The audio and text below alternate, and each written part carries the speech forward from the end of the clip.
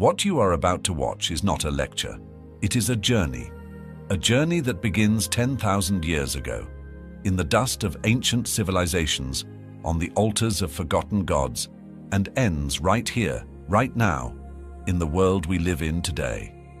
We are going to travel through history, through philosophy, through the actual Arabic words of the Quran, and at every stop along the way, we are going to ask the one question that cuts through everything. Did God actually ask for this? By the end of this video, you will not just know more, you will feel something. And that feeling, whatever it is, belongs entirely to you. Here is everything we are going to cover. And we begin at the very dawn of human civilization, where the evidence buried in the ground tells a story that most history books skip. We travel through the ancient world, visiting civilizations that believed with absolute certainty that killing was the highest form of devotion. And we trace the moment humanity made a shift that 3 billion people still live inside today, and ask whether that shift ever truly finished. Then we turn to Islam, not with hostility, but with honesty. We look at the practices that hundreds of millions of Muslims perform every year and ask where they truly come from. We examine the most common defense given for these practices, and we ask one question that is rarely asked out loud. When you change the name of the God but keep everything else exactly the same, have you actually changed anything at all? Then we go somewhere most people have never been invited to go, inside the Arabic text of the Quran itself. Not the translations, not the commentaries, the actual words. We discover that some of those words do not mean what we have always been told they mean. We find words that were added into translations that do not exist in the original Arabic. We uncover where the tradition of sacrifice may have actually come from, and it is not where most people expect. And we hear the objections that traditional scholars raise and the responses that are very difficult to argue with.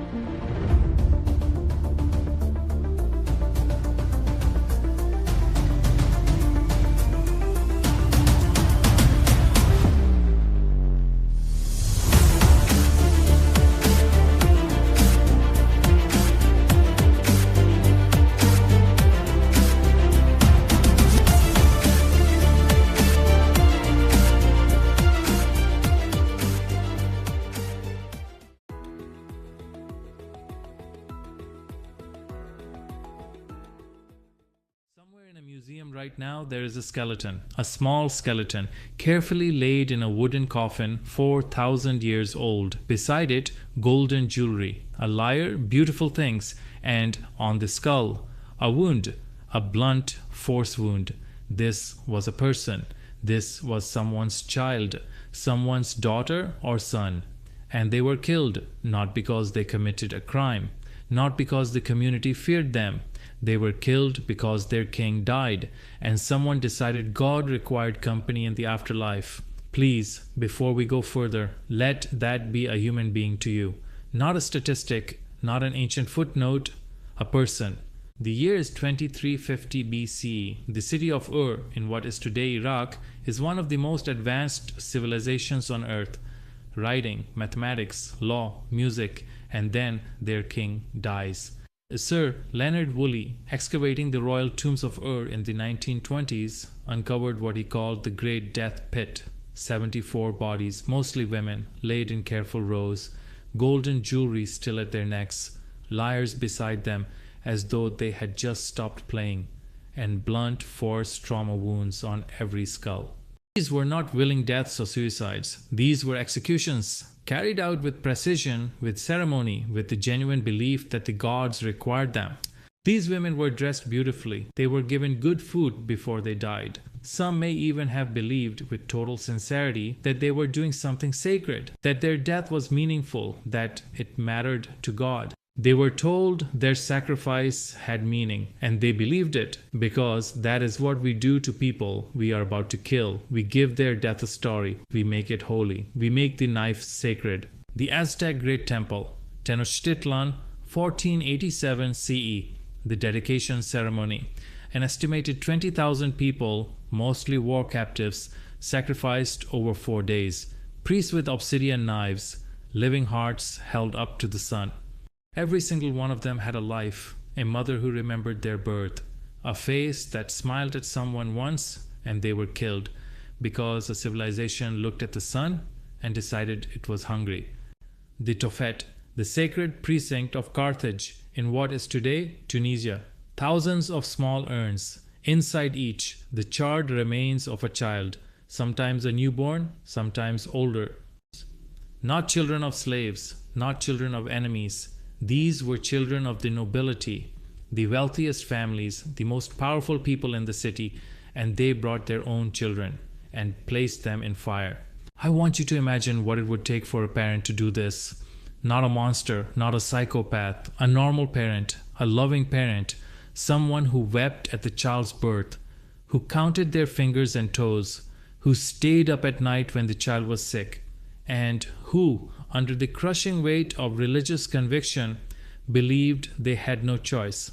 That is not a story about evil people. That is a story about what belief can do to good people, and that is why it should terrify us more, not less. Every person who ever raised a knife over an altar, every priest, every king, every frightened parent in Carthage believed exactly what they were taught to believe. They were not born killers, they were made into believers. And the question is not, were they monsters? The question is, who taught them? And why did no one stop to ask, what if we are wrong?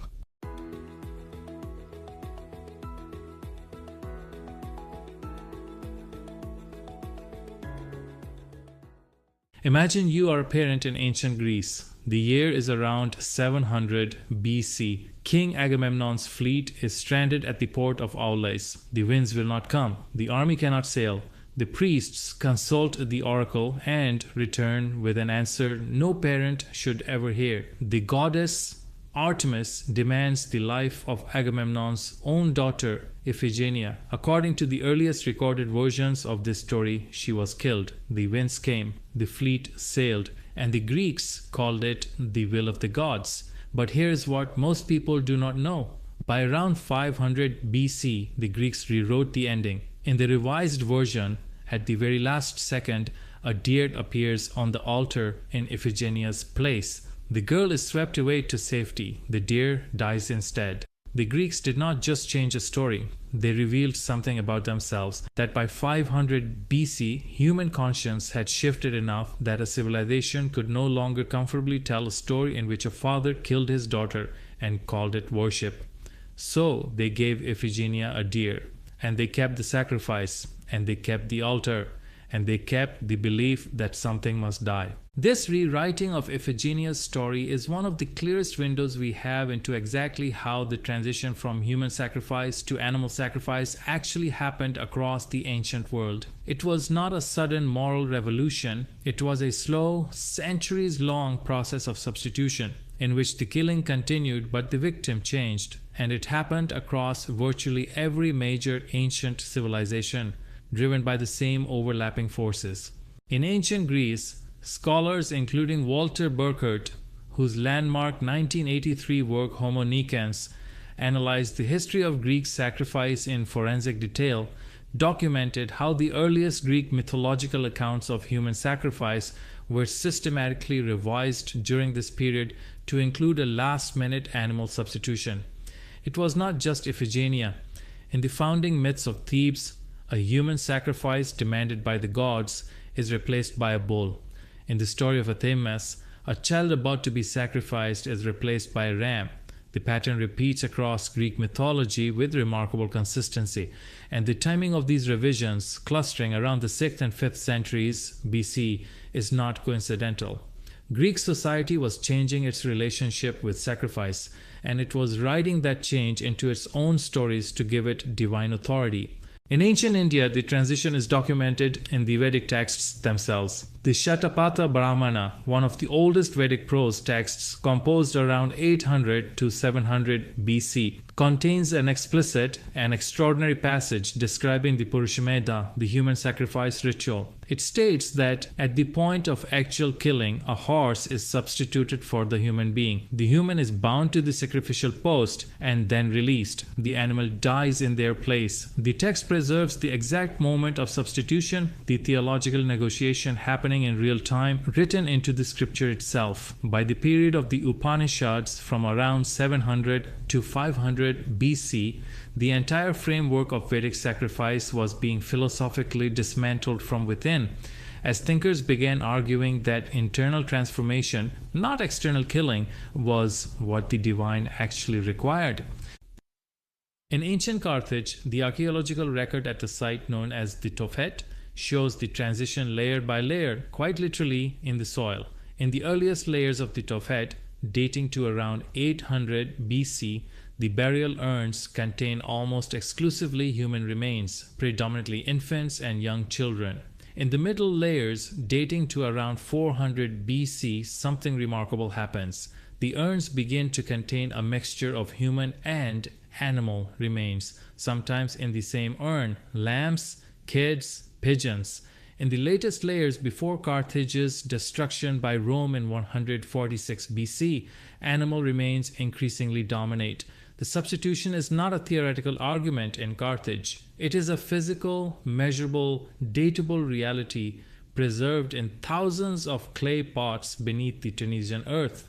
In ancient Israel, the transition is documented with particular clarity because the Hebrew Bible preserves multiple layers of text from different historical periods, allowing scholars to trace the shift over centuries. Archaeological evidence from sites including Megiddo, Gezer, and the Valley of Hinnom shows what appear to be child sacrifice remains from the period before 1000 BC. By the time of the major Hebrew prophets, Amos around 760 BC, Hosea around 750 BC, Isaiah around 740 BC, human sacrifice is something the text describes as happening but consistently condemn. By the post-exilic period after 586 BC, animal sacrifice at the Jerusalem temple has become the dominant religious institution of Israelite religion, and the story that provides the theological foundation for that institution, the story of Abraham, the knife, the mountain, and the ram,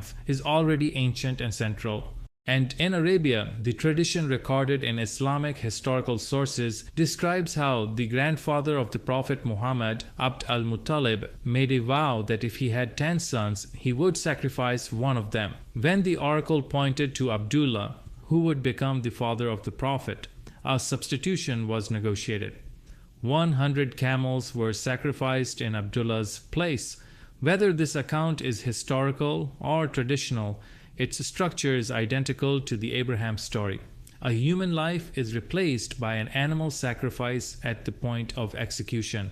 The same theological mechanism preserved in pre-Islamic Arabian memory. 3 forces drove this shift, and understanding them matters because all 3 are still with us today. The first was pure arithmetic. Human sacrifice destroys the people a society needs to survive.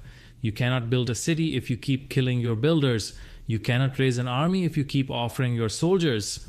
Around 1000 BC, as civilizations grew more complex and populations needed to grow, the cost of sacrificing your own people became mathematically unsustainable.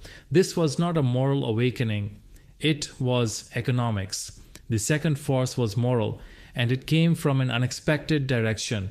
Between 800 and 200 BC, something remarkable happened across the ancient world simultaneously. In Greece, India, China, and Israel, thinkers began publicly questioning what the gods actually wanted.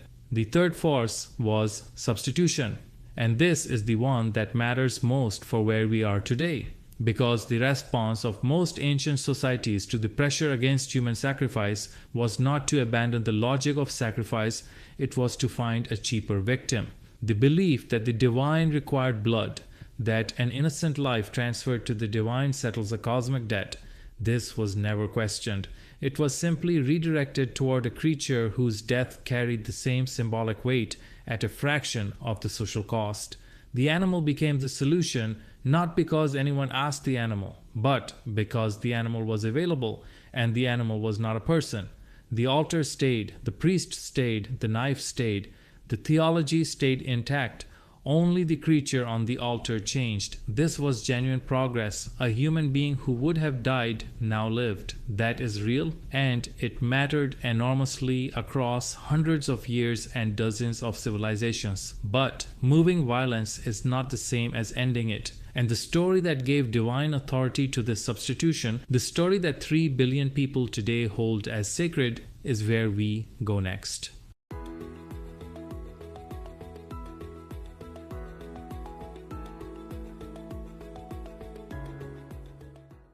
Every year, on the same day, across more than 50 countries simultaneously, something happens that no other religious tradition in the modern world comes close to matching in scale. Hundreds of millions of animals, sheep, goats, cows, camels, are led forward. Their throats are cut. The name Allah is spoken, and the blood soaks into the ground. This is al-Adha, the festival of sacrifice, and for the majority of the world's 1.8 billion Muslims, it is one of the holiest, most meaningful days of the year. We want to be very clear before we go further. We are not here to mock this. We are not here to attack the people who perform it. Every person who picks up that knife on Eid morning does so with genuine love, genuine faith, and genuine devotion. But love is not the same as truth, and devotion is not the same as history. So let us ask the question that love alone cannot answer. Where did this actually come from? And is it what we have always been told it is? God commanded the prophet Abraham, to sacrifice his son. Ibrahim obeyed without hesitation. He raised the knife, and at the last possible moment, God stopped him. A ram appeared in the bushes. Abraham sacrificed the ram instead, and God, seeing the depth of Abraham's obedience, declared this act of sacrifice a permanent remembrance, to be reenacted by believers until the end of time. This is the foundation of Eid al-Adha. This is why the knife is raised every year. This is the story. Long before the Prophet Muhammad, long before the story of Ibrahim became the official explanation, the Arabian Peninsula had its own ancient tradition of animal sacrifice. The pagan Arab tribes who surrounded the Kaaba in Mecca, before a single idol was removed, before a single verse of the Quran was revealed, these tribes performed animal sacrifice at specific times of year, in specific locations, including the valley of Mina outside Mecca. The same valley where over 1 million animals are slaughtered today during Hajj, the same location, the same season, the same act, the same blood soaking into the same ground. What changed when Prophet Muhammad transformed the Hajj pilgrimage was not the practice itself. It was the explanation surrounding it. The 360 idols were removed from the Kaaba. The practice was attributed to Ibrahim. The theological justification was completely replaced. But the practice, the walking, the running between hills, the throwing of stones, the slaughter of animals in Mina, was not a new command from heaven.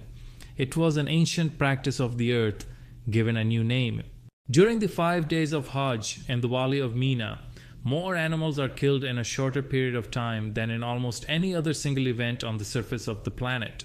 The Saudi Arabian government has had to construct an enormous industrial infrastructure specifically to manage this.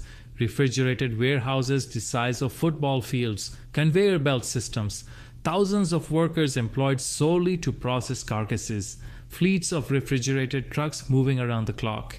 And despite all of this, despite the planning, the investment, the logistics, meat has regularly been buried or burned because the volume exceeded what the distribution system could handle.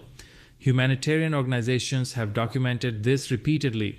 1 million animals, 5 days, and a significant portion of it has historically ended up in the ground, not in the mouths of the poor. We will return to the charity to poor rationale behind sacrifice in a moment, because it deserves its own section. It is that important.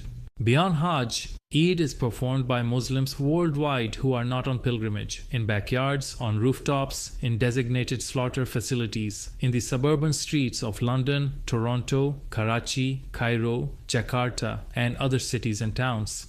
A sheep, a goat, a cow, a camel. The animal is purchased days or weeks in advance. Sometimes it lives in the home briefly. Sometimes the children name it. And then on Eid morning, it is brought forward. And here is something that the official narrative rarely pauses to acknowledge. The Quran, in the very verse most commonly quoted in defense of this practice, says something remarkable. God does not receive the meat. God does not receive the blood. So what exactly is the animal dying for? If God has told us in His own book that the meat and blood do not reach Him, then every animal that has died on Eid morning for 1400 years has died for something other than what God asked for. The question is, what was it really for? There is a beautiful intention inside Eid, the remembrance of Ibrahim's obedience, the gratitude for divine mercy, the sharing of food with those who have little. None of that intention is in question here. What is in question is the act itself. Because intention and action are two different things. A person can have the most beautiful intention in the world and still be doing something that God never asked for. The pagan Arabs who sacrificed in Mina before Islam also had intentions. They believed sincerely that they were pleasing their gods. The question is not about the heart of the believer. The question is about the origin of the practice, and the origin, the honest, historical, archaeological origin, is not the story of Ibrahim. It is far older, and it begins in the dust of pre-Islamic Arabia, where blood was offered not to the God of Ibrahim, but to gods made of stone.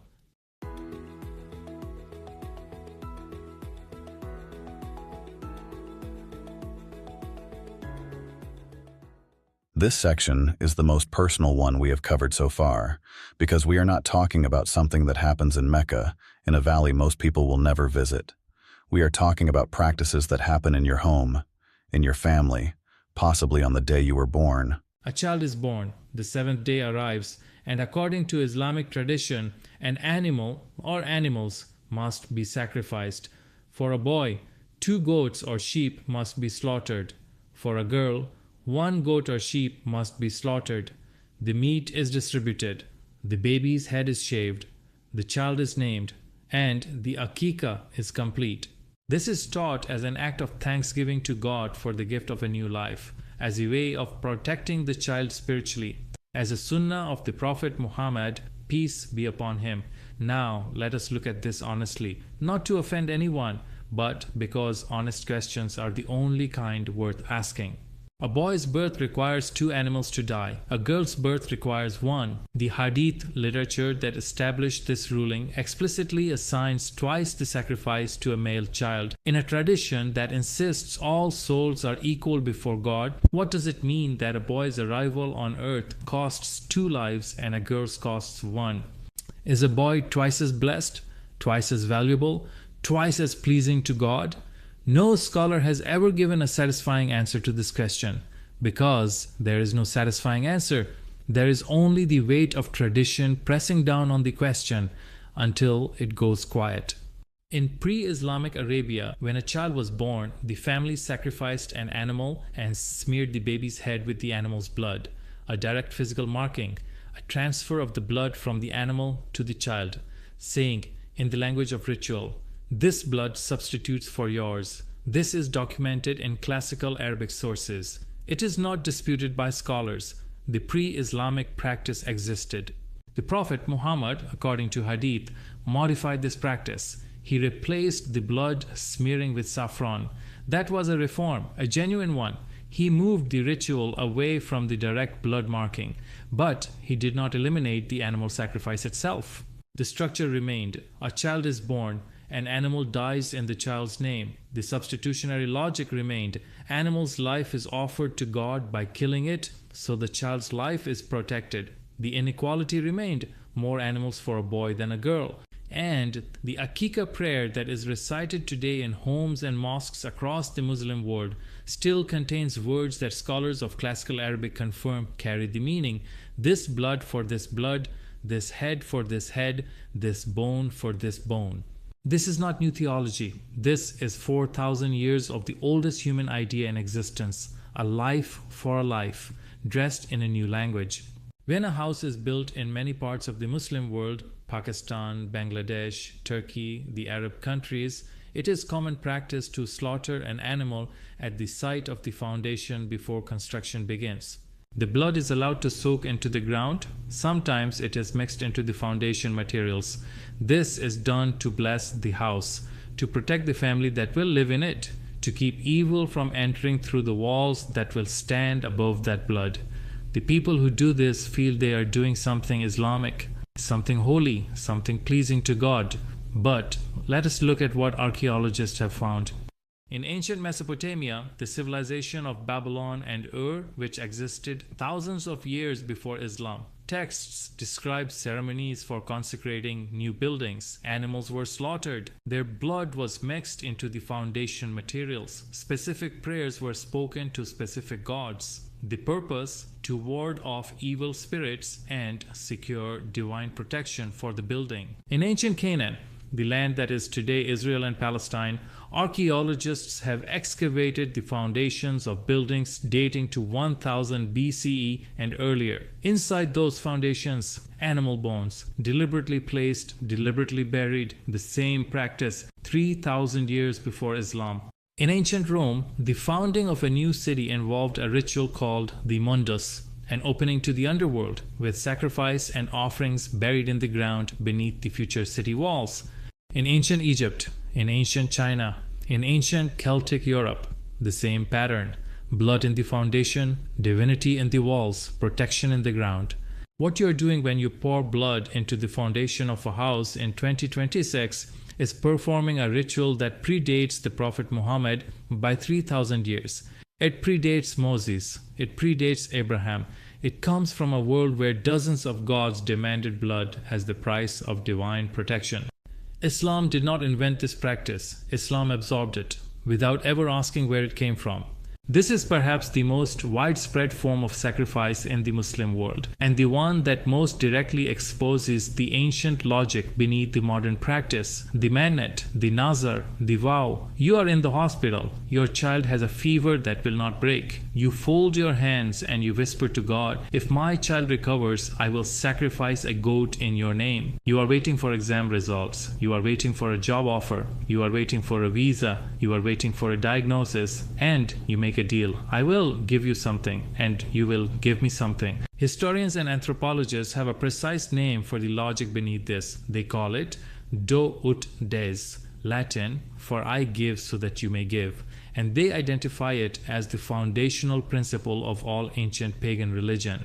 This is not a marginal or obscure academic observation. It is one of the most thoroughly documented patterns in the entire history of human religious behavior. Every ancient civilization ever studied practiced some version of this exchange.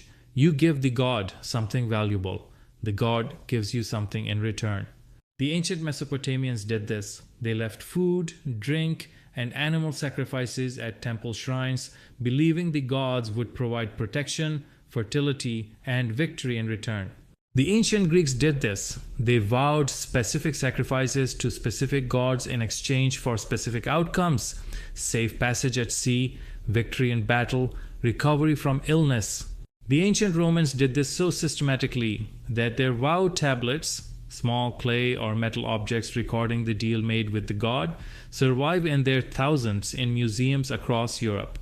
The ancient Celts did this, the ancient Egyptians did this, the ancient Aztecs did this, and the 21st century Muslim who whispers to God in a hospital corridor, "If my child lives, a goat will die," is doing this. The idol is gone, the deity has changed, the theology has completely transformed. The transaction, the tradition, the practice has not. And here is the question that should keep us awake at night. If we have been told in the Quran itself that God does not receive the meat and does not receive the blood, then what kind of God are we making a deal with when we vow a sacrifice? Because the God described in the Quran does not make deals. The God who makes deals, who accepts an animal's life in exchange for a child's recovery, that is not the God of the Quran. That is the God of the ancient Near East, the god of Babylon, the god of the Canaanites, the god who was supposed to have been left behind when the Prophet Muhammad walked into the Kaaba and broke 360 idols.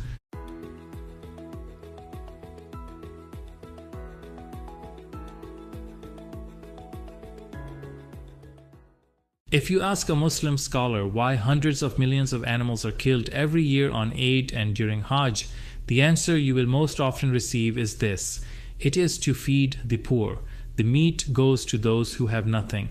It is an institution of social justice built into the heart of the religion. It is charity. It is generosity. It is one of the most beautiful expressions of brotherhood in all of world religion. And I want to honor that answer. I want to sit with it because the intention behind it is real. The desire to feed people who are hungry is one of the most noble impulses a human being can have. But I also want to do what this channel always does. I want to look closely because sometimes the most important truths are hiding inside the most beautiful explanations. Let us begin with the Quran itself, because the Quran does not actually support the feeding the poor explanation as the primary purpose of sacrifice. Surah al-Hajj 22:37 states, in the translation used by most scholars, "It is not their meat nor their blood that reaches Allah. It is your piety that reaches Him." Read that carefully. God does not receive the meat. God does not receive the blood. What reaches God is the internal state of the believer, the taqwa, the piety, the sincerity. So, the Quran itself is telling us the animal dying is not what matters to God. If the animal dying is not what matters to God, then what is the sacrifice actually for? The most common answer: for the poor, for charity. But here is the problem. If it is truly for the poor, then the animal does not need to die at all. You can support the poor families without killing anything. You can take the money spent on the animal and give it directly as cash as any form of support the family actually needs. No animal has to die for a poor family to eat. The fact that death is required, that the ritual is considered invalid without the killing, tells us something important about what the practice is actually about. Here is what needs to be said plainly, even if it is uncomfortable. The feeding the poor argument did not come from God. It came from scholars. Scholars who inherited a pagan practice, animal sacrifice at specific times and locations, and needed a justification that Muslims would accept. Because here is the challenge they faced. If you stood up in a mosque and said, "We sacrifice animals every year because our pagan Arab ancestors did it to please their gods, and we have simply continued the practice with a new theological explanation," nobody would accept that. The community would reject it immediately. But if you say, "We sacrifice animals to feed the poor," suddenly the practice sounds noble. It sounds generous. It sounds like exactly the kind of thing a compassionate Muslim should want to do. And that is precisely how an ancient pagan tradition survives inside a religion that officially abolished paganism. On Eid, a Muslim family buys an animal. Depending on the country and the animal, this costs anywhere from the equivalent of $150 to $1,500 US. In wealthier Gulf countries, a single camel sacrifice can cost several $1,000s. The meat is divided into 3 parts: one for the family, one for neighbors, one for the poor. The poor family receives their portion, perhaps 2 kilograms of meat, perhaps 3. It feeds them for a day or 2, and then it is gone. And on the 3rd day after Eid, the family is poor again. The hunger that was there before Eid is still there after Eid. The poverty is unchanged. Nothing structural has been addressed. Nothing has improved. Now let us ask, what would that same several hundreds and even thousands of dollars do if given differently? It could provide a month of food staples, rice, lentils, oil, flour, for a family of 5. Not one meal, but 1 month. It could pay a child's school fees for an entire term. And education, unlike meat, compounds. That child's improved prospects feed the family not for 2 days, but for a lifetime. It could cover a medical bill that has kept the breadwinner of a family out of work for months. 1 payment, 1 procedure, a family's income restored. It could provide the seed capital for a widow to start a small business, a sewing machine, a cart of vegetables to sell, a basket of goods to trade. And that small business, if it succeeds, feeds her children not for 2 days, but for years.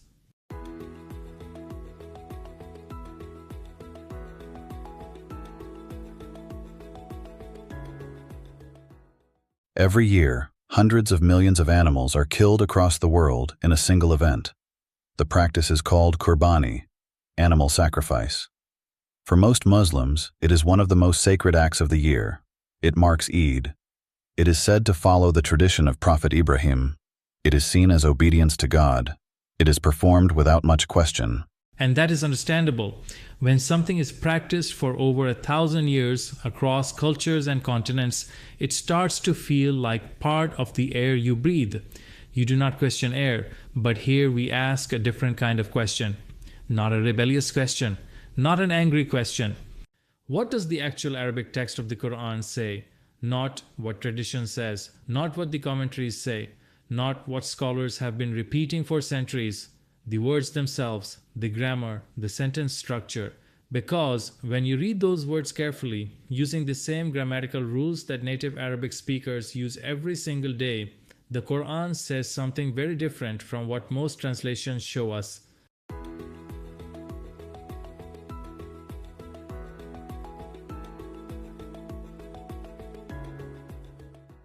Think of translation like a telephone game, where a message starts at one end of a room. By the time it reaches the other end, it sounds completely different because each person added a little, removed a little, or heard it slightly wrong. Now imagine that telephone game running for 1,400 years, across languages, across empires, across political powers. This is exactly what happened to the Quran after the death of Prophet Muhammad, peace be upon him. After the Prophet passed, Persian Zoroastrian political agents who had entered the Islamic Caliphate began systematically adjusting the meaning of Arabic words in translations, commentaries, and dictionaries. Their goal was not to remove Islam. Their goal was to blend their old pagan traditions back into it. They did this subtly. They changed definitions. They inserted bracket words into translations. They wrote Arabic dictionaries that reflected their beliefs, not the actual everyday Arabic that native speakers used. And over time, the translation became so settled, so repeated, so sacred, that questioning it felt like questioning God. But see the Quran itself. In fact, it is simplified by us through your own tongue so that you keep it remembered. Quran 44:58. God claims the Quran is clear, simple, straightforward. So, if a translation makes something unclear, complicated, or contradictory, the problem is not with God's words.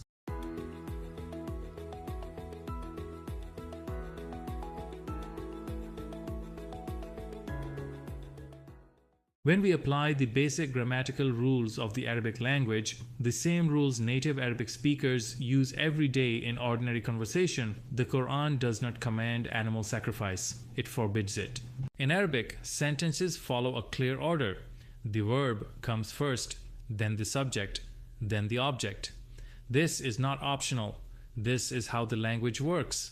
Think of it like traffic laws. In some countries, you drive on the right, in others on the left. If you ignore which side the law says, accidents happen. Arabic grammar works the same way. Ignore the order and the meaning crashes. In key Quranic verses about sacrifice, traditional translators have reversed this order, and in doing so, reversed the entire meaning of what God was saying. Many major translations of the Quran contain words added in round brackets that are not actually in the Arabic text. These are insertions by scholars. In key verses about sacrifice, these bracket insertions completely reverse the meaning of God's words, turning a command to stop sacrifice into a command to perform it. God did not run out of words. If he wanted to say, "send for slaughter," he would have used those words. The Quran uses the word haram to clearly mean forbidden, unlawful, not permitted. The same word is used in Al-Masjid al-Haram, the mosque at Mecca. Scholars translate it as forbidden when talking about pork or blood. But they suddenly translate the same word as sacred when it refers to the Kaaba and its rituals. This is a double standard. In actuality, if you apply a consistent meaning of haramun across all Quranic verses, the Kaaba's rituals, including animal sacrifice, fall under the same prohibition as a pork and blood.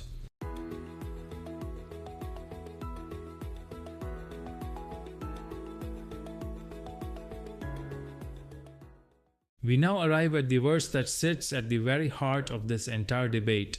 Surah al-Hajj, chapter 22, verse 37. This is the verse that every Muslim scholar quotes when defending animal sacrifice. And this is the verse that, when you read it correctly using the same Arabic grammar rules that every Arabic-speaking child learns in school, says something completely opposite to what we have been taught. Let us read it together, slowly, carefully, one word at a time. Before we go any further, let us place two things side by side on the screen. Here is how nearly every scholar in nearly every translation for nearly 1400 years has rendered this verse. Neither their meat nor their blood reaches God, but your piety reaches Him. Thus, He has subjected them to you, so that you may magnify God for His guidance to you. And here is what the same verse says when you read it using the same Arabic grammar rules that every Arabic-speaking child learns in school. God never takes their meats and neither their bloods, and only takes His obedience from you. Moreover, their mockery, the idea of killing animals to make God bigger, is blocked. It is not unto your constituted human nature. Be philanthropic humans. Same verse, same Arabic letters, same word order on the page. But read them carefully, because something very different is happening in each one. In the first translation, God is sitting there waiting. The meat tries to travel toward Him. The blood tries to travel toward Him, but neither one makes it. Only your piety gets through, and then God tells you, go ahead, sacrifice the animals, magnify me, because I have made them available to you for this purpose. That is what 1400 years of scholarship has been telling you. This verse says. Now read the second translation. In this version, God is not waiting for anything. God is the one acting. God is the one saying, I never take their meats, I never take their bloods. The only thing I take from you is your obedience. And this whole idea of killing animals to make me bigger, that is a mockery of who I am.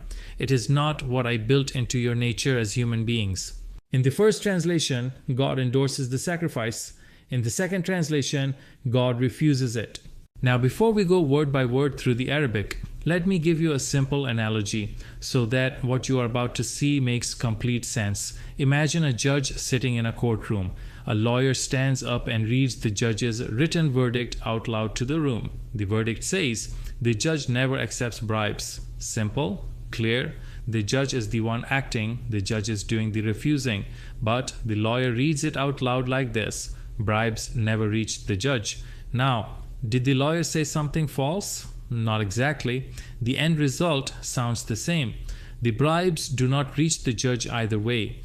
But something quietly and completely changed. In the original, the judge is powerful. The judge is in control. The judge is actively, firmly, deliberately refusing. In the lawyer's version, the bribes are the ones doing something. The bribes are traveling. The bribes are attempting a journey. The judge is just sitting there, passive, waiting to see if the bribes arrive. And once you have made the judge passive, once you have moved the power from the judge to the bribes, you have opened a door.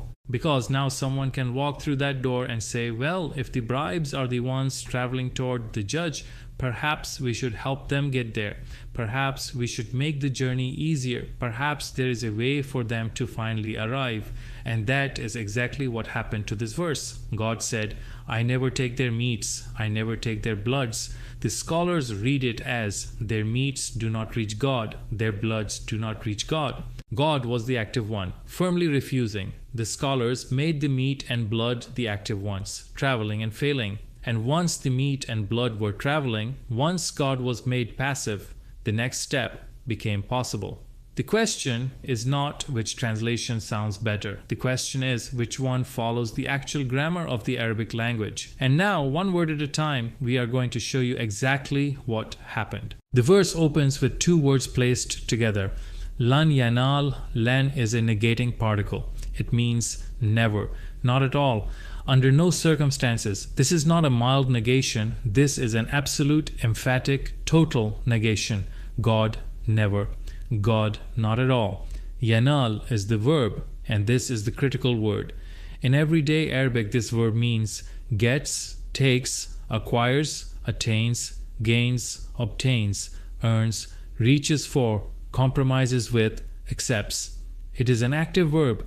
It describes something that an active agent does, not something passive that happens to them, something they actively do. So the opening of this verse gives us God never takes. God is the one doing the taking, or in this case, the refusing to take. God is active. God is the agent. This is established before any object is even mentioned. Now the object arrives. Luhumuha. This is a compound word. Luhum is the plural of lam, which means meat. Then ha, which is a third person pronoun that in Arabic grammar, when referring to a group of non-human things, always takes the singular feminine form, but carries the meaning of their or them. So luhumuha means their meats. So we now have the complete first clause. God never takes their meats. Then the conjunction wala, meaning and neither, and not, and also not. Then dima'uha, dima, is the plural of dam, meaning blood, with the same pronoun ha attached, their bloods. The verb yanala from the first clause extends automatically to the second clause, which is standard Arabic grammatical practice. The same action covers both objects. So the first two clauses together read, God never takes their meats, and neither their bloods. Walakin, but, only however, a conjunction introducing the contrasting statement, yanaluhu, is the same verb yanala, again, now with the pronoun hu, attached, meaning his, him, referring back to God. God is again the active agent, now the one who receives something, a taqwa. This word is at the center of a very significant mistranslation. Most scholars translate it as piety, as a feeling, as an internal spiritual state of devoutness or God consciousness. But look at Arabic word taqi, means obedience, active obedience, not a feeling, a doing. Taqwa is not how you feel about God. Taqwa is what you do because of God. It is firm, active, reinforced attachment to God's way. The difference between piety and obedience is the difference between sitting quietly, feeling spiritual, and actually doing what God commands. And the word that most scholars translated as piety, it was translated that way by Persian scholars, who used a Persian conceptual framework. In Persia, a devout spiritual state was what religion demanded.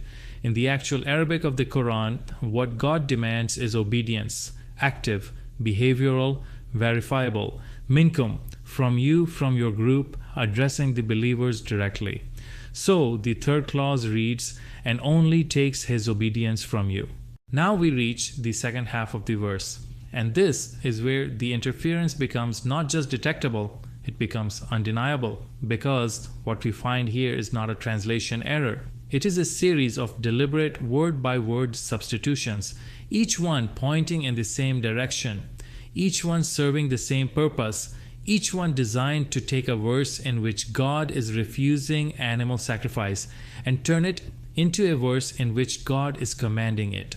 Let us go through each word. This single word is perhaps the most revealing example of what happened to this verse, kadhalik. In standard, everyday Arabic, this word means besides, not including, barring, blocking the way of, except, beyond, outside of, no way. It is a word that excludes. It is a word that stops something. It is a word that puts a wall between what came before and what follows.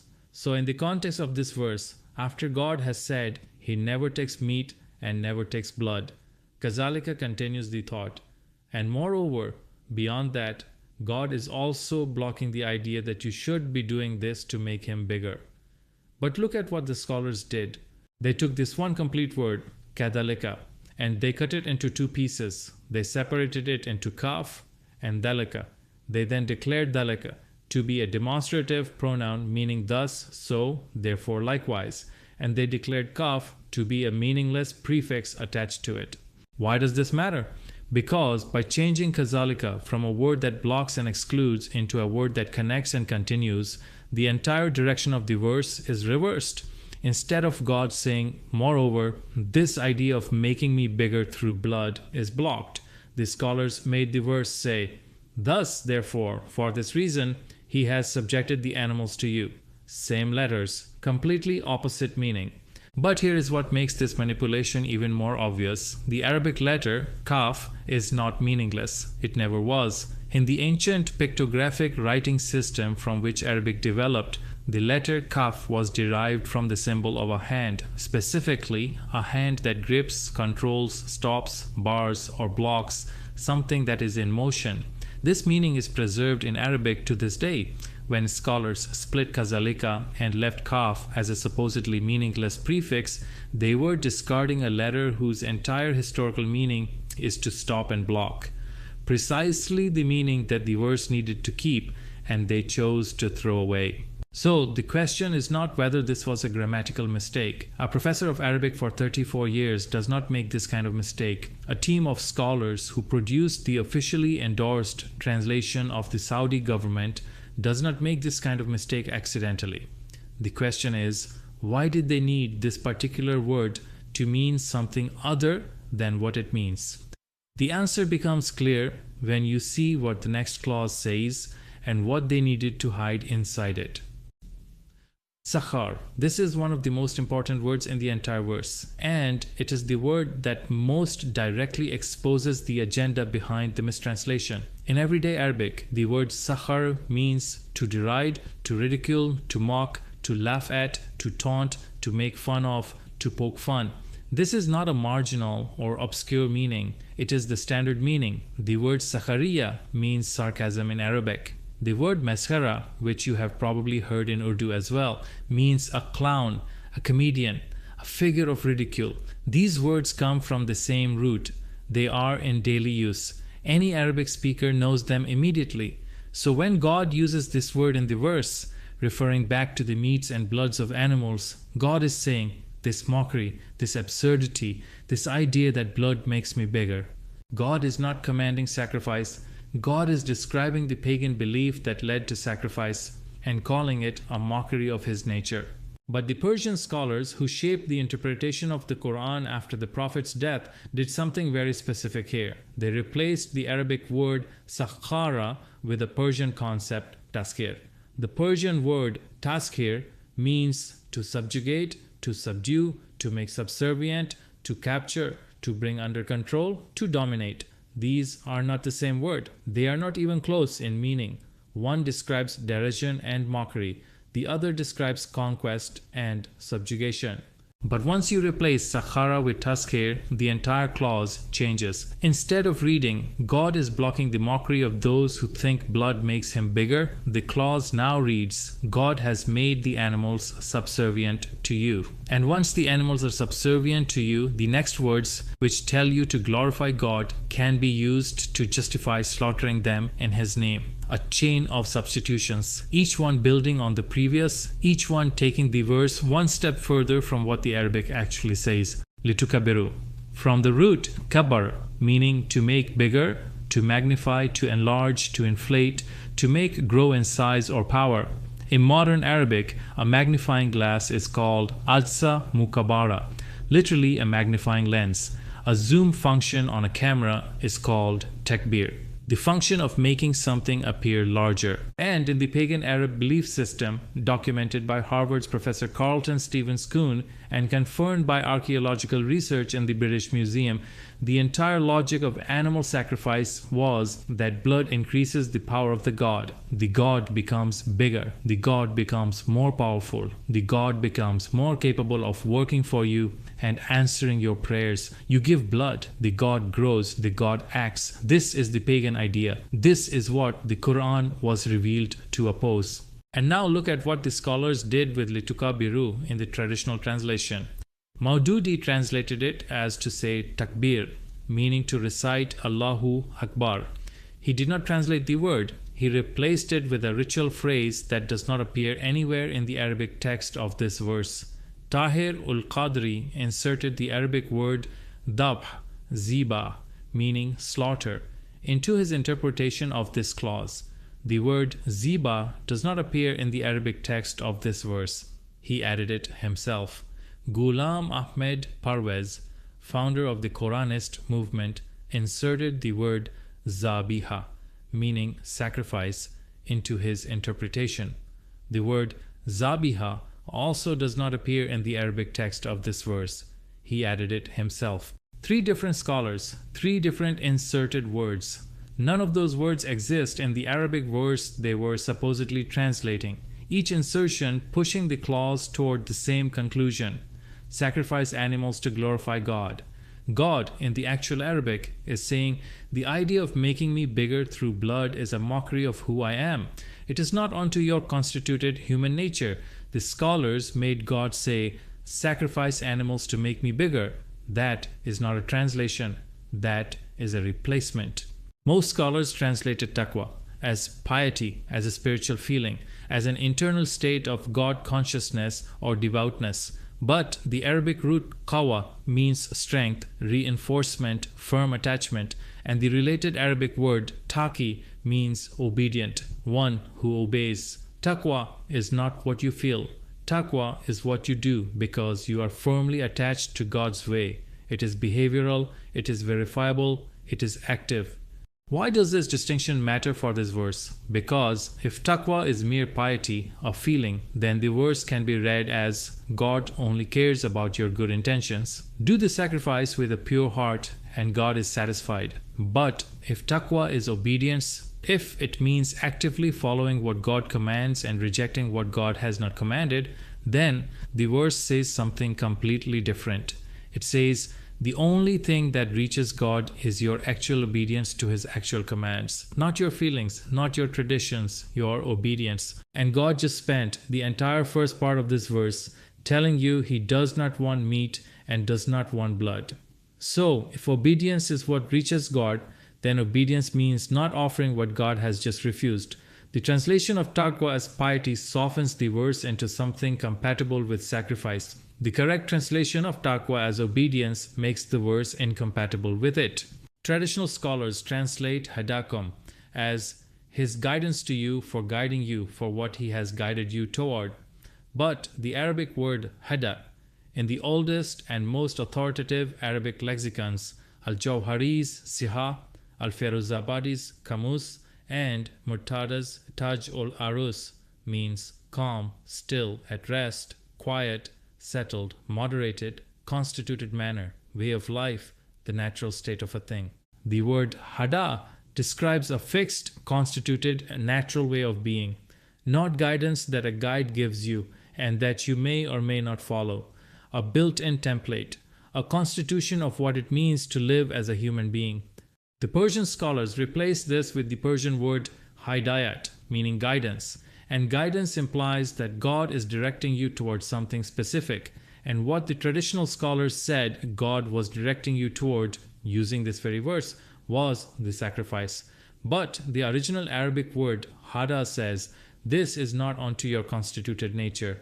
The pagan belief that blood makes God bigger contradicts the template of human behavior that God built into you from the beginning.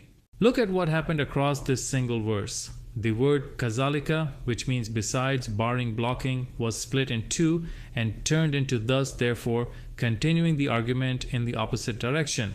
The word sakkara, which means to mock, to deride, to ridicule, was replaced with a Persian word meaning to subjugate and make subservient.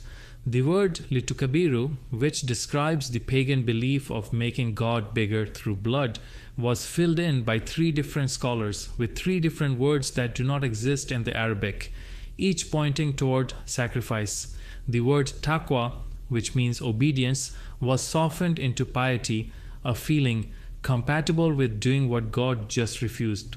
The word hada'a, which means constituted nature, the built-in template of human behavior, was replaced with the Persian word for guidance, redirecting the clause toward divine endorsement of sacrifice.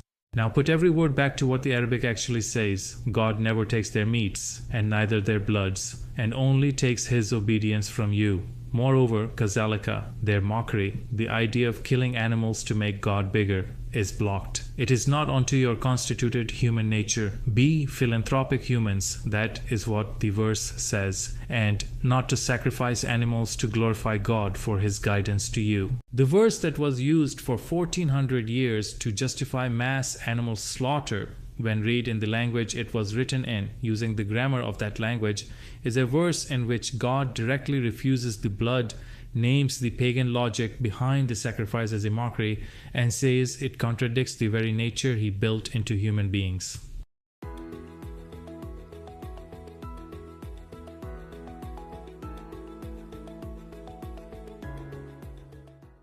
Before we read these verses, let us remember one thing we established earlier. Arabic grammar is not optional. The verb comes first, the subject comes second, the object comes third.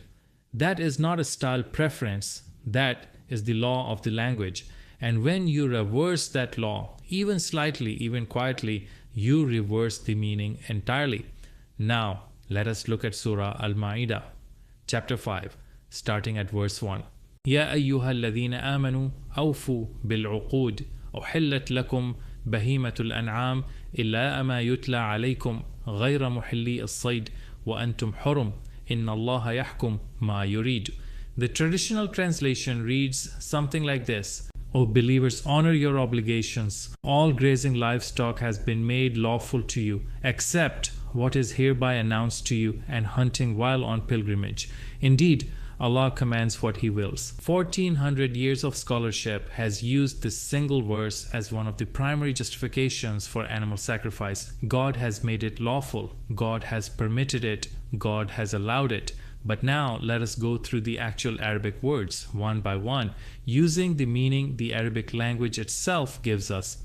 The verse opens with Ya ayyuha alladhina amanu. O you who have taken an oath of faith. Amanu does not simply mean those who believe. It refers to those who have affirmed a commitment, those who have taken an oath. This is not passive belief. This is a made promise, and with the promise comes an obligation. The next word is awfu. This is an imperative verb, a command in passive voice form, which means the command is directed at the people being addressed, you, the believers. It means fulfill, carry out, honor completely. And what must be fulfilled? Then bil-uqud, the preposition bi means with, by, inclusively, or thoroughly. And al-uqud is the plural of al-aqd, meaning contractual obligation, the obligation of the oath. So the command is fulfill your contractual obligations thoroughly, completely, without exception. This is God opening with a demand for complete obedience, not a permission, not a gift, a command. Now the next word, uhillat. Traditional scholars translate this as made lawful, permitted, allowed. But the correct translation of this word is referred to, resolving, settling for as a legal term, addressing a matter in order to bring it to resolution. This word is not opening a door to permission, it is introducing the subject that the obligation is about. Next lakum. For you, to you, addressing the believers directly. Then the pivotal word, behemoth. Scholars translate this as cattle, beasts, livestock, as though God is handing you animals as a gift. But behemoth in Arabic means brutal killing, the act of brutally killing something. This is not a noun referring to an animal category. It is a description of violent, brutal treatment. So God is not saying, here is your cattle, take them. God is introducing the subject of brutal killing and the obligation the believer has regarding it. Al-An'am is the plural of cattle and also refers to animals in general, not a specific type, not a category reserved for food, but animals broadly. Illa ma yutla alaykum illa means except or but. Ma is used to mean what, that, which, because it comes with imperfect present verb yutla. However, if ma comes before the perfect past verb or with the perfect noun, it becomes may nafiya, the negative ma, which negates the verb together with the following statement. The word yutla is a verbal gerund. This grammatical form, made by adding the letter ya at the end of an imperfect verb, is translated in English with the suffix ing, meaning an ongoing, continuing action. Yutla correctly means specifying or describing something again afterwards. So this phrase means accept what is being specified to you afterwards. Ghaira muhilli, ghairi means non, no, outside, not. Muhalli means point, purpose, justification for doing something. The phrase ghaira muhili means there is no point, there is no justification, it does not make sense. Asaid means the victim, so the phrase together says there is no point in making them the victim. Wa antum. This combination breaks down as an, meaning that is, and tum, derived from tamama, meaning completely, fully, totally. Huruman is a derivative of haram, the same word, the same root, meaning unlawful, forbidden, prohibited, not allowed. So this phrase says that is completely unlawful. The verse then closes with Inna Allaha yahkum ma yurid. Inna means no doubt, certainly indeed. Yahkum is the present verb from hakim, meaning orders, commands, rules, judges. Ma yurid, whatever he desires, whatever he wishes. No doubt God orders whatever he desires. Now, put every word back together. O you who have taken an oath of faith, fulfill your contractual obligations, thoroughly resolving the brutal killing of animals, except what is being specified to you afterwards. There is no point in making them the victim. That is completely unlawful. No doubt God orders whatever he desires. That is what the verse says. Not, God has made animals lawful for you to kill. God is commanding believers to fulfill their obligation, which is to resolve the brutal killing of animals. He declares making them the victim completely unlawful. And he closes by reminding the listener that these are his commands, not tradition, not scholarship, not inherited practice. His commands. And his commands in this verse are the opposite of what 1400 years of scholarship has told you they are.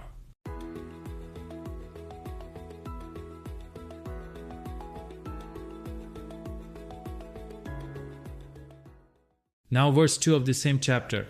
And this is where the interference becomes almost architectural in its scale, because what the scholars did here was not just mistranslate a word, they reversed the direction of an entire verse. Let us read the Arabic first. يا أيها الذين آمنوا لا تحلوا شعائر الله ولا الشهر الحرام ولا الهدي ولا القلائد ولا أمين البيت الحرام. The traditional translation reads, do not violate the sacred symbols of Allah. Do not violate the sacred month. Do not violate the sacrificial animals. Do not violate the garlands. Do not violate those heading to the sacred house. In other words, these things are sacred. Protect them. Do not touch them. God is defending the rituals of the Kaaba in this verse. That is what 1400 years of scholarship has told us. Now, let us go word by word through what the Arabic actually says. The verse begins, Ya ayyuhal ladina amanu. This is a standard Quranic address, or you who have taken the oath of faith.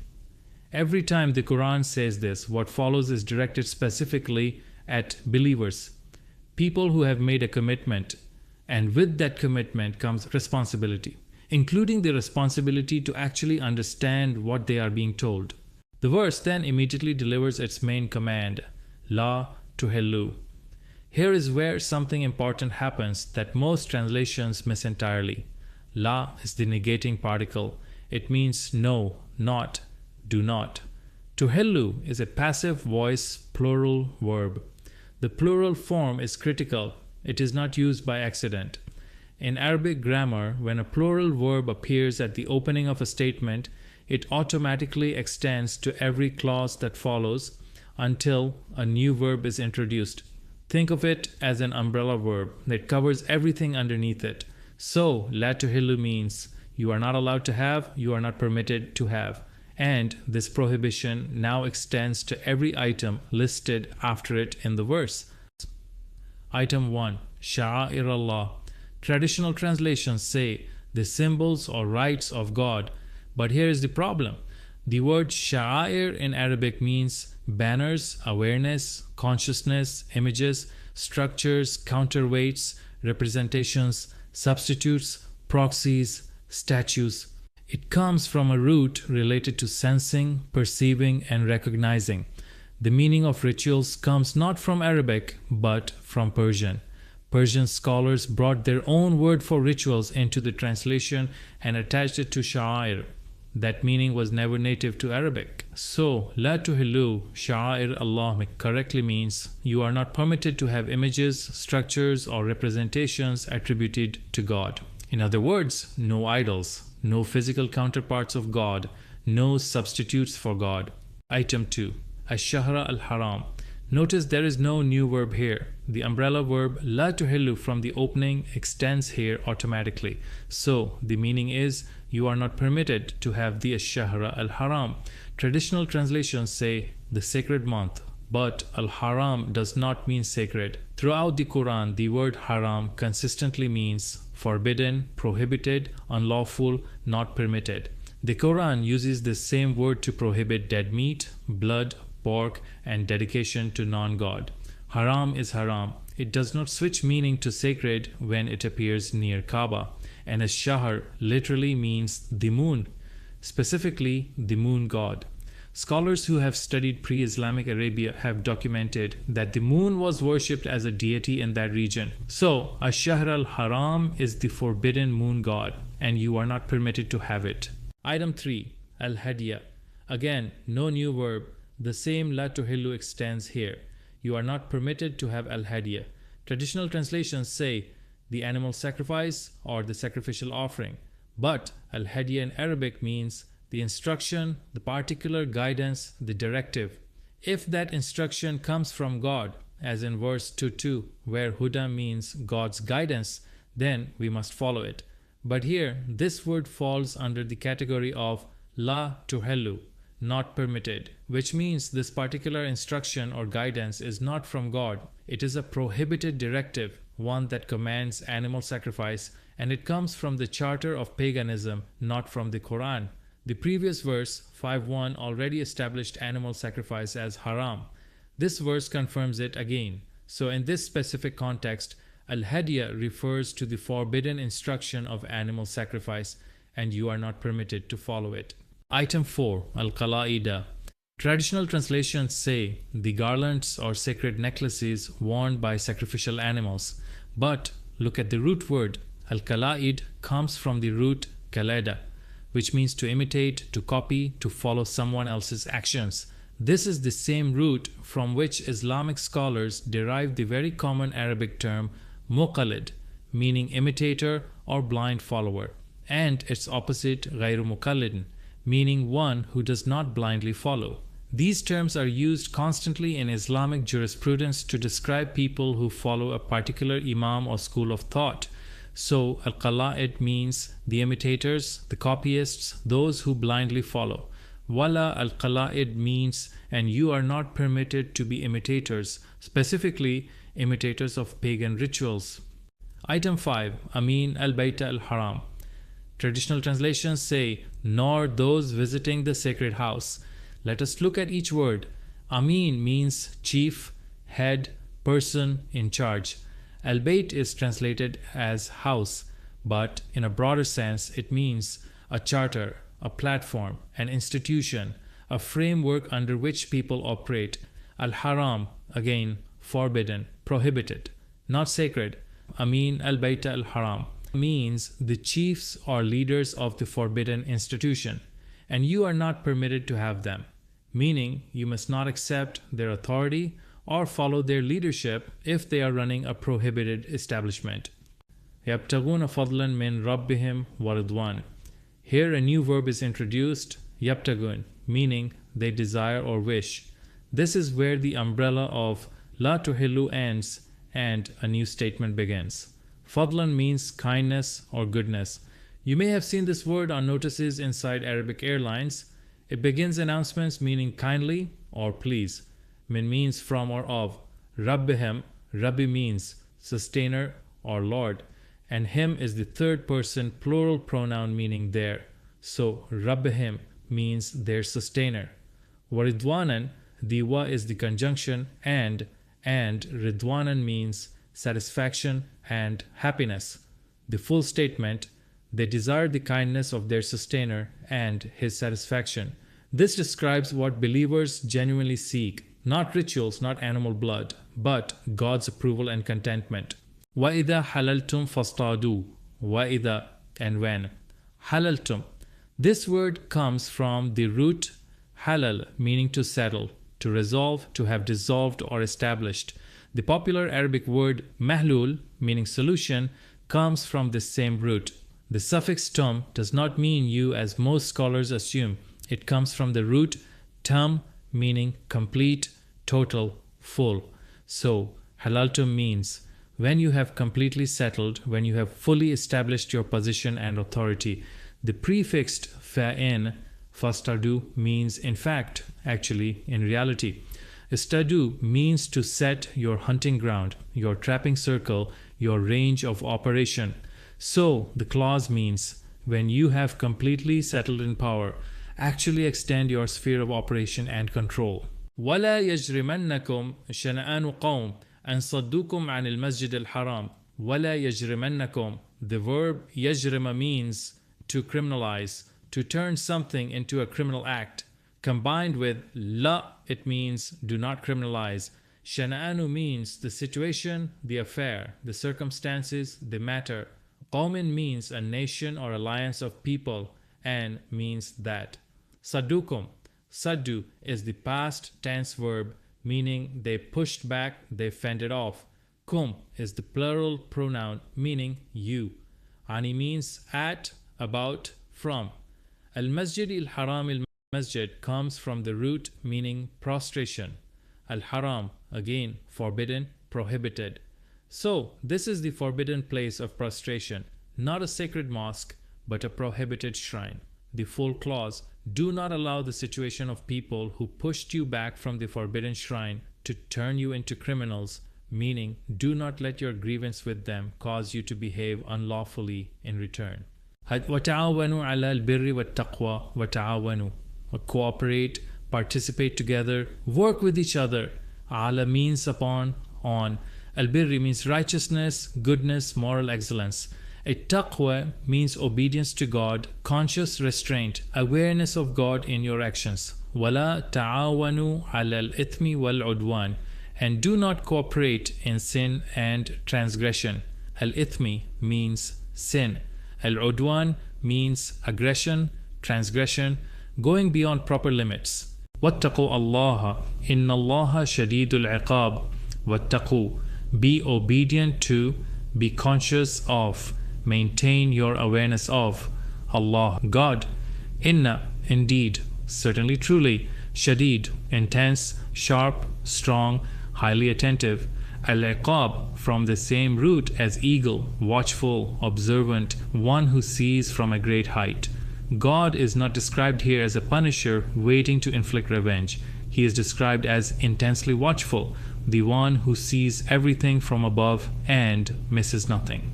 Here is what verse 5.2 actually says. When you read each Arabic word with its true meaning, O you who have taken the oath of faith, you are not permitted to have images or representations attributed to God, not the forbidden moon god, not the prohibited instruction of animal sacrifice, not to be blind imitators of pagan acts, and not to accept the chiefs of the forbidden institution. They desire the kindness of their sustainer and his satisfaction. When you have completely settled in power, extend your reach, and do not allow the affair of a people who pushed you back from the forbidden shrine of prostration to make you cross the line. Cooperate in righteousness and obedience to God. Do not cooperate in sin and aggression, and be conscious of God. Indeed, God is intensely watchful. Every item and the list of prohibitions in this verse, the images attributed to God, the moon god, the animal sacrifice instruction, the blind following of pagan acts, the leadership of a forbidden institution, every single one of them falls under la tuhillu, not permitted, not allowed. The same word haram that the Quran uses to prohibit dead meat, blood, pork, and dedication to non-God, that exact same word appears attached to al-masjid, ashar, and al-bayt in this verse. If haram means forbidden for food, it means forbidden here too. The word does not change its definition based on which page of the Quran it appears on. God is not inconsistent. The translators were. Verse 1 tells believers, your obligation is to resolve the brutal killing of animals, Making them the victim is completely unlawful. Verse 2 tells believers, you are not permitted to have idols, the moon god, the practice of animal sacrifice, the imitation of pagan acts, or the institution of the forbidden shrine. These two verses, along with verse 3, which lists the prohibited foods including dead animals, blood, and swine, form together the opening of Surah Al-Ma'idah, a comprehensive list of what God has declared haram, prohibited, forbidden, unlawful, and animal sacrifice sits inside that list, not as a permitted act, not as a sacred duty, not as a remembrance of Abraham, as a prohibition. And then in verse 4, the people turn to God and ask the question that makes this sequence complete. They ask, if all of this is forbidden, then what is lawful for us? And God answers them, not with the list of animals to slaughter, not with a ritual, not with a knife. God says, the good and right things are lawful for you. That is the answer. Good things, right things, things that are genuinely beneficial, things that are clean, things that align with the constitution of human nature that God built into us from the beginning. Not blood, not fear, not transaction, good things. And if the answer to what is halal is simply good things, then the question answers itself. Is taking an innocent animal's life to please God a good thing? Is killing two animals because a boy was born a good thing?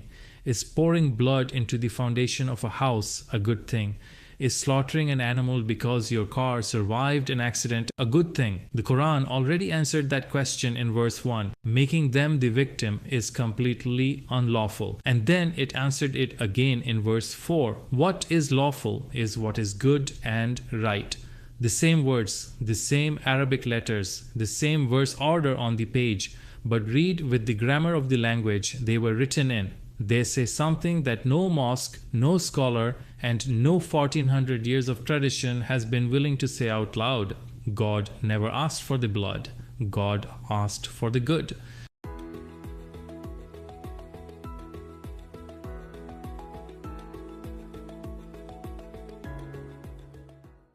Picture a contract, a legal document.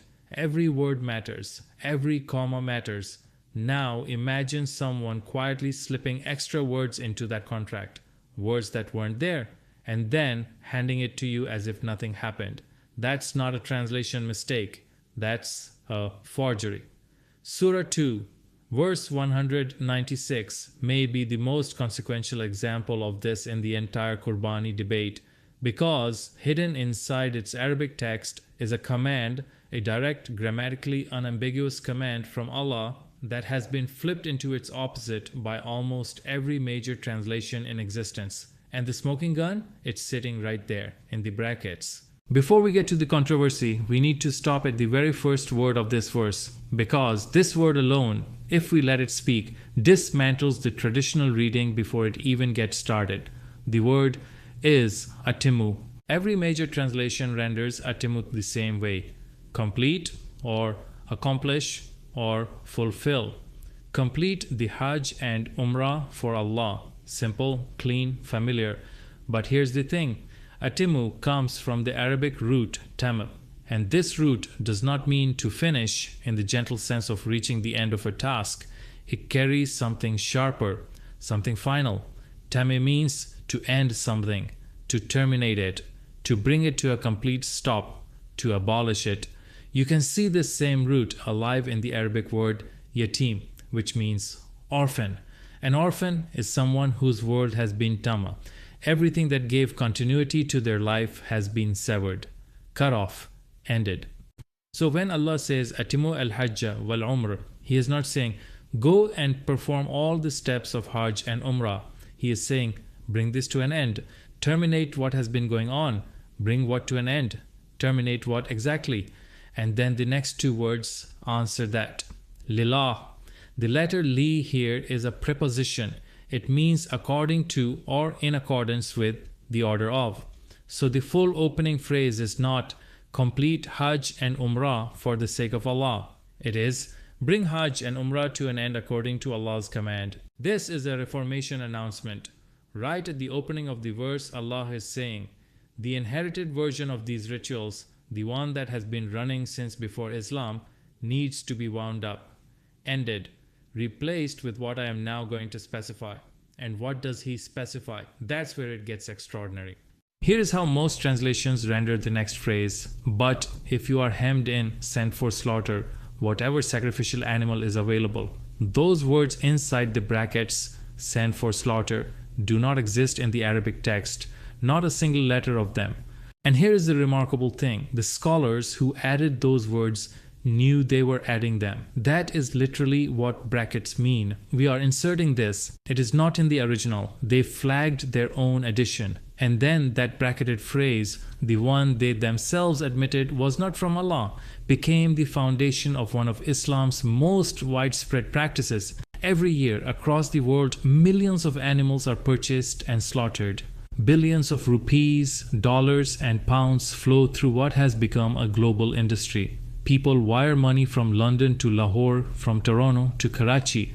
A goat is bought in their name, and the spiritual duty is considered fulfilled. The meat is divided up, some eaten, some given away. And in Makkah itself, large quantities end up incinerated or chemically disposed of because the sheer volume cannot be distributed.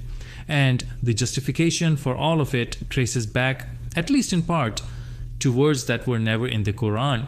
Now look at the Arabic. The word that every traditional translator renders as if you are hemmed in or if you are prevented is ursirtum.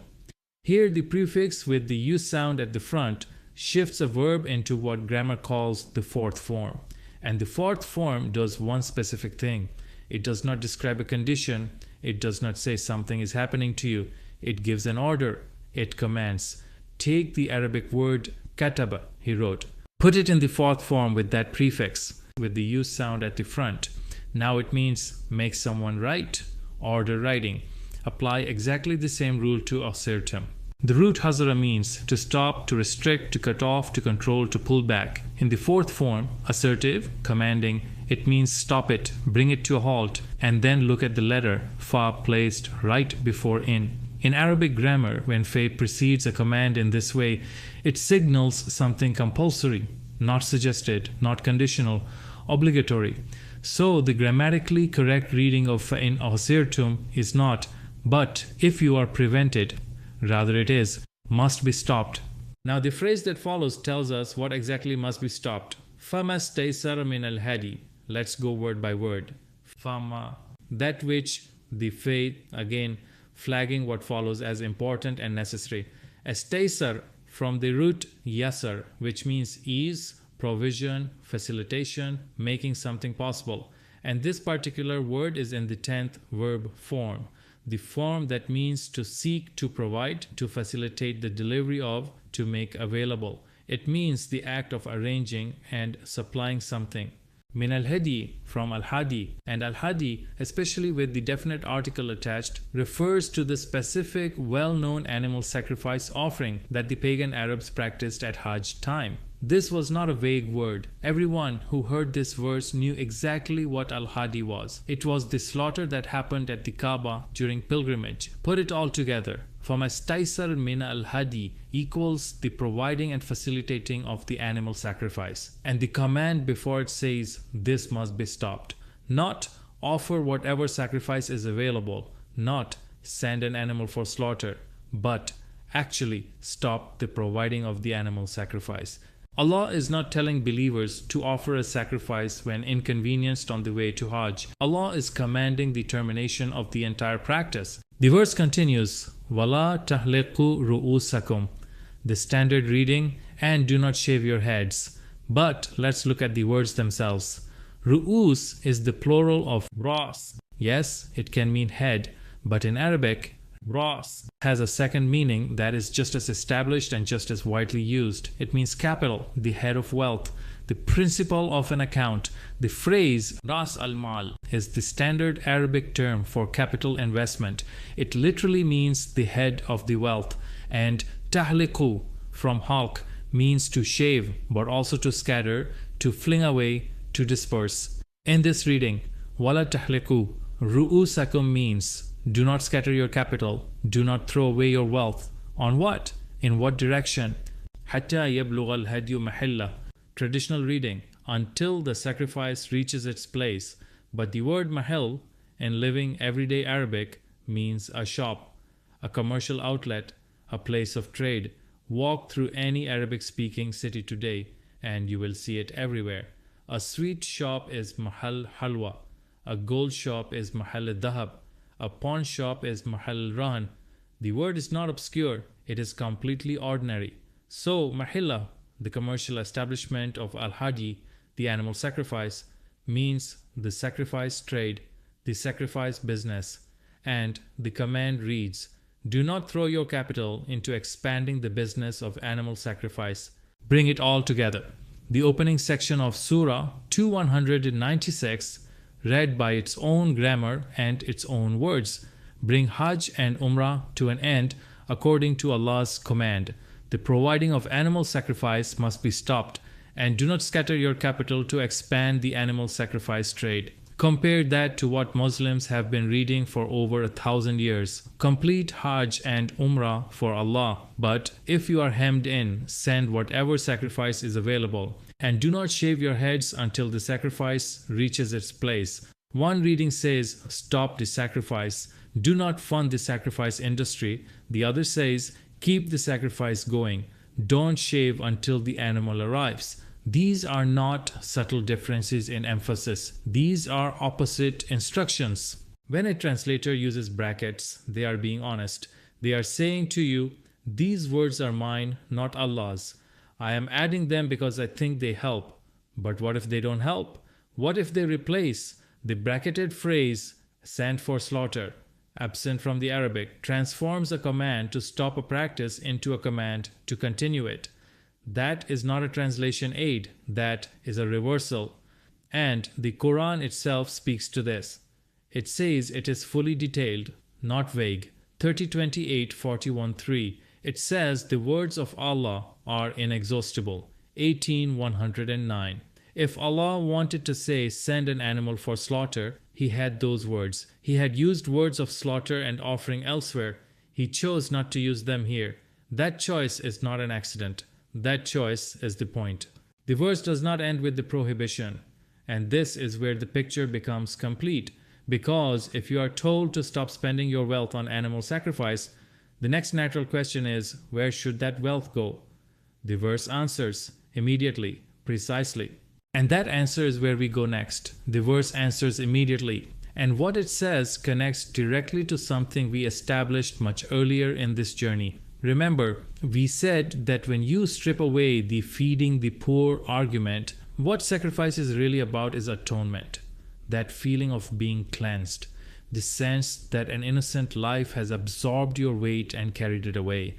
And we said, if it were truly about helping the poor, the animal does not need to die at all. You could take the same money, the same $200, $500, $1,000 and give it directly. No ritual, no knife, just help. And that help would go further, last longer, and change more lives than any bag of meat distributed on a single morning.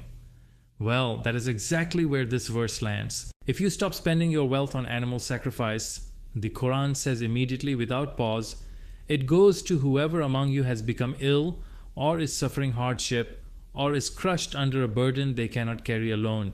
That wealth, the same money that would have bought the animal, paid for the slaughter, funded the industry, goes directly into paying off their suffering, from your own savings held back, from charity given openly, from the kind of conscious, deliberate righteousness that costs you something real. Not a portion of meat distributed once a year, not a symbolic gesture wrapped in ritual, a direct financial intervention into someone's pain. The Quran is not introducing a new idea here, it is arriving at the conclusion that honest reasoning was already pointing toward. If your goal is truly the poor, here is what that looks like, and it looks nothing like a slaughter. We began tonight with an image of a child, eyes wide, a knife raised, an ancient altar, and we have traveled 10,000 years to get here, through the death pits of Ur, through the temples of the Aztecs, through the Arabic grammar of a verse that God made simple and that human beings made complicated again. We asked the question every honest believer must eventually face, If God told us in verse 22:37 that He refuses to take meat or blood, then why have we spent 1,400 years arriving at a conclusion that fills the valley of Mina with blood? And if the traditions we follow, the sacrifice, the blood poured into foundations, the animal killed for a child's birth, the vow made in a hospital corridor, if none of these came from God but from the pagan altars Islam was sent to abolish, then we are not protecting faith. We are protecting familiarity. But the question has been asked, and it cannot be unasked. Somewhere right now in a farm or a field, there is an animal. It does not know about Abraham. It does not know about the Quran or Hajj or Eid. It knows the warmth of sunlight, the comfort of familiar companions, the instinct written into every cell of its body by the same God who wrote the Quran, to stay alive. It is not asking for theology. It is not asking for debate. It is asking in the trembling of its legs and the wideness of its eyes for one thing: mercy. And we who open every prayer with the words of the most merciful, we look away. Because looking means feeling, and feeling means questioning. And questioning means that the tradition we inherited might not have come from God at all. It might have come from fear. The Quran says it. Verse 22:37 says it plainly. I never take their meat and I never take their blood. And somewhere in the quiet of your conscience, you already know it. Real faith has never asked for the blood of the innocent. Real faith has always asked for something harder: your ego, your comfort, your willingness to look at something you have done your whole life and ask whether it is true. That is the sacrifice God has always wanted, not the animal.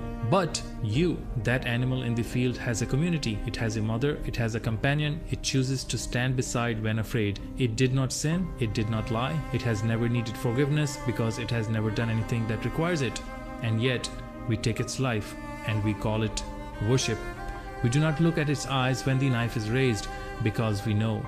We know that what we are doing for ourselves, for the feeling of being clean, for the need to believe that something outside us can carry the weight of what is inside us. But it cannot, it never could. The weight, the sin is ours. Compassion is not the enemy of faith. Compassion is the highest expression of faith.